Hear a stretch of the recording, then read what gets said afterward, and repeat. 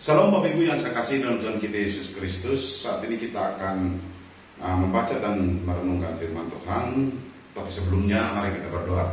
Bapa dalam surga, kami bersyukur untuk cinta kasih dan kebaikan-Mu, penjagaanmu, pemeliharaanmu untuk semua karya-Mu dalam hidup kami. Saat ini kami hendak membaca dan merenungkan firman-Mu. Kami berdoa Roh Kudus yang ada pemilik dari firman akan mengartikan lebih dalam hidup kami. Kami siap untuk belajar firman-Mu. Dalam nama Yesus kami berdoa. Haleluya. Amin.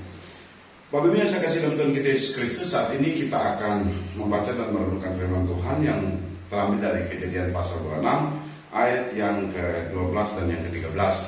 Sekali lagi pembacaan firman Tuhan yang mendasari khotbah saya terambil dari Kejadian pasal 26 ayat yang ke-12 dan ke-13. Demikian firman Tuhan.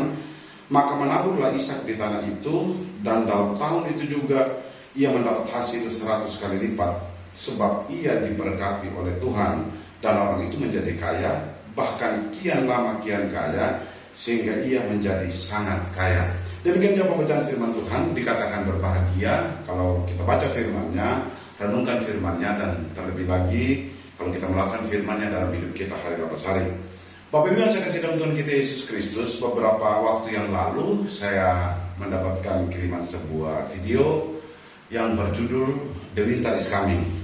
Video ini sebenarnya biasa saja, tapi yang menjadi menarik adalah karena video ini berbicara tentang the next Great Depression, berbicara tentang depresi ekonomi yang akan melanda dunia. Dan lebih luar biasa lagi, di dalam video itu dia berbicara bahwa 2023 ini akan terjadi resesi global sebagai akibat dari pandemi yang baru saja berlalu, akibat dari geopolitik global, bahkan disebutkan sebagai akibat dari inflasi yang mendera dunia saat ini. Artinya bahwa dunia yang kita jalani ke depan bukanlah dunia yang enak-enak saja.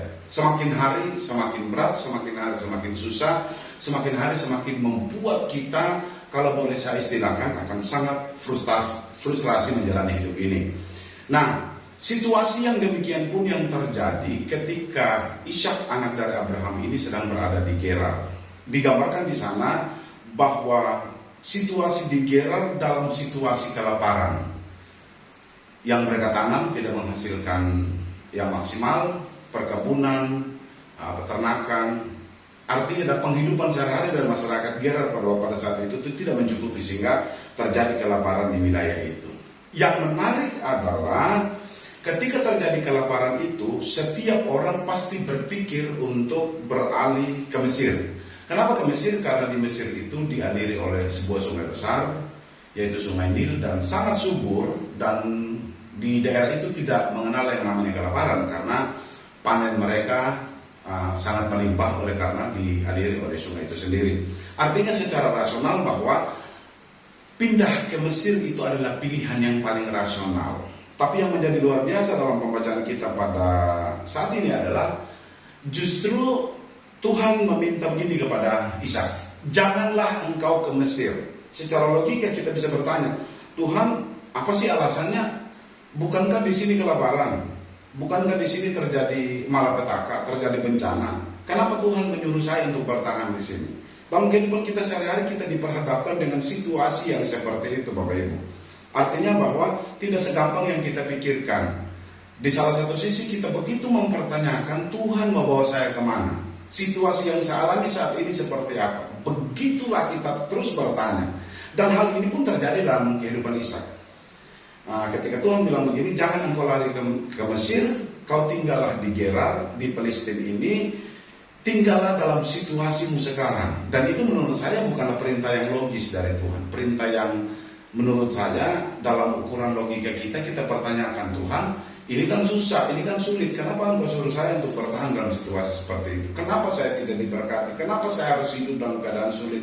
Kenapa saya harus hidup dalam keadaan susah? Kenapa saya harus hidup dalam situasi yang seperti ini? Pasti kita akan bertanya begitu.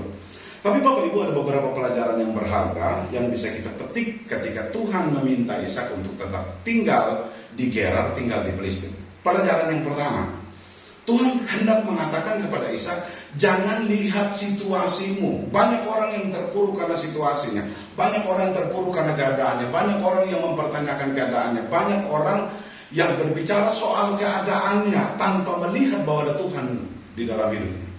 Karena itu, praktek kehidupan iman setiap orang percaya terkadang lebih melihat beratnya persoalan ketimbang melihat Tuhan dalam persoalan. Itu pelajaran yang pertama bagi kita.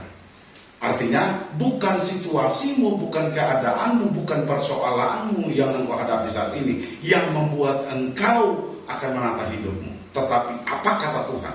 Itu yang paling penting. Pelajaran yang pertama kata bahwa untuk kita pada saat ini adalah dengarkan apa yang Tuhan perintahkan untukmu. Dengarkan suara Tuhan.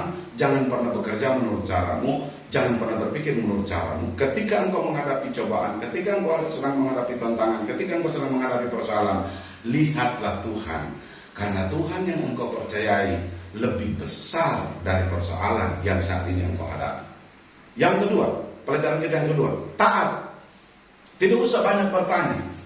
Banyak orang ketika menghadapi persoalan, banyak mengeluh, banyak menyalahkan orang lain, banyak menyalahkan Tuhan, banyak menyalahkan keadaan. Tapi hari ini saya mau katakan kepada kita, pelajaran kita yang kedua, taat saja. Dengarkan suara Tuhan tadi yang pertama, setelah itu taat apa yang Tuhan mau. Kalau Tuhan bilang engkau tinggal di Gerar, seperti yang diperintahkan kepada Ishak, tinggallah di Gerar.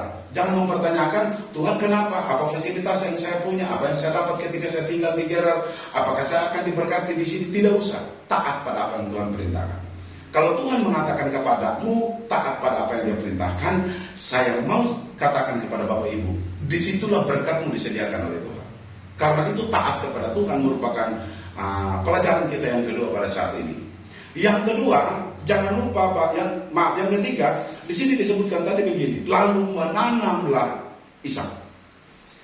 Engkau boleh taat kepada Tuhan, engkau boleh mendengarkan suara Tuhan. Yang selanjutnya adalah jangan cuma berpasrah saja, lakukan sesuatu, do something, pikirkan sesuatu. Itulah yang menjadi sangat penting Bapak Ibu. Yang dilakukan oleh Ishak di Gerar adalah dia menanam. Dia mengambil action. Orang hanya melihat persoalannya tetapi tidak mau ambil action dalam persoalan. Itu juga kurang bagus. Karena itulah ambil action, lakukan tindakan. Dan tindakan itulah, di dalam tindakanmu itulah Tuhan memberkati engkau. Bapak Ibu yang saya kasih dalam Tuhan kita Yesus Kristus, saya tidak tahu apa yang menjadi persoalanmu hari ini, saya tidak tahu apa yang menjadi pergumulanmu hari ini, saya tidak tahu apa yang terjadi dalam hidupmu hari ini. Tapi saya mau katakan kepada Bapak Ibu, Tuhan sangat tahu apa yang terjadi dalam hidupmu. Tuhan sangat paham apa yang akan terjadi dalam hidupmu. Tuhan tahu persis apa yang terbaik untuk hidupmu. Karena itu, hari ini saya mau katakan kepada Bapak Ibu, dengarlah suara Tuhan, taatlah kepada Tuhan, dan lakukan sesuatu. Engkau pasti diberkati luar biasa oleh Tuhan. Amin untuk firman Tuhan. Mari kita berdoa. Bapa dalam surga, kami sungguh sangat bersyukur Engkau memperdengarkan suaramu, firman-Mu. Kami berdoa Roh Kudus, Engkau sebagai pemilik firman ini akan mengartikan lebih dalam lagi dan lebih dalam lagi dalam hidup kami, supaya kami tidak sekedar mendengarkan firman-Mu, tetapi taat dalam perintah firman-Mu dan melakukan firman-Mu. Kami berdoa untuk setiap orang yang mendengarkan firman ini diberkati oleh Tuhan. Kami berdoa untuk setiap anggota jemaat kami yang sakit disembuhkan, yang kekurangan dicukupkan, yang susah dihiburkan. Tangan Tuhan yang penuh kuasa dan perkasa adalah kekuatan bagi kami dalam menjalani kehidupan kami. Berkati Bapak, Ibu Gembala, anak mantu cucunya, seluruh pengurus gereja diberkati oleh Tuhan. Dan kami percaya yang terbaik dari Tuhan menjadi bagian yang tidak terpisahkan dalam hidup kami. Dimuliakan nama-Mu kekal selama-lamanya. Dalam nama Yesus kami berdoa. Haleluya. Amin.